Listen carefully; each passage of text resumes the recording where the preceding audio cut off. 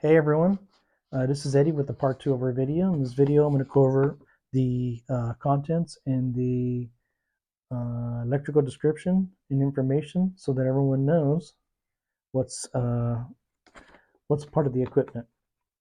So basically it's a 110 rated. It draws about 1.2 amps. That's important for your shop so you know how much you're running.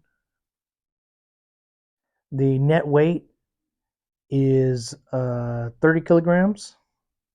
The max air that it pulls is 240 meters cubed an hour. So you could actually convert that into CFM. You just got to go online and Google metric meter cubed to CFM. And then the package size comes in a 460 millimeter by 420 millimeter by 840 millimeter in a nice wooden crate.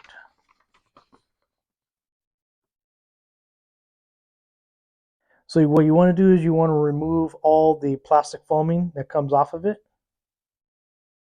You need to connect the aluminum foil tube to the filter smoke vent on the top to let the fumes out.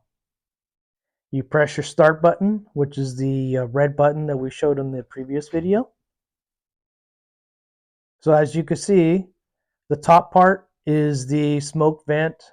The side next to the pitot valve is the inlet. And then of course you have your oil drain. So for your equipment maintenance, all you've got to do is just disconnect it from the power and regularly drain the oil from the very bottom. They recommend that you clean the connecting pipe as it may have the fluid buildup in it as well.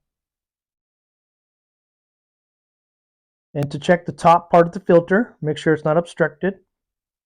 And I already told you that the top part can be opened up, and it's recommended to change that out every 3 to 6 months. And to drain the oil, you should do it every 3 days and clean out and ventilate the hoses. So that's about it for this part of the video. The next one, I'll do a side-by-side, and the last one will be it in action. All right, guys, thank you for tuning in.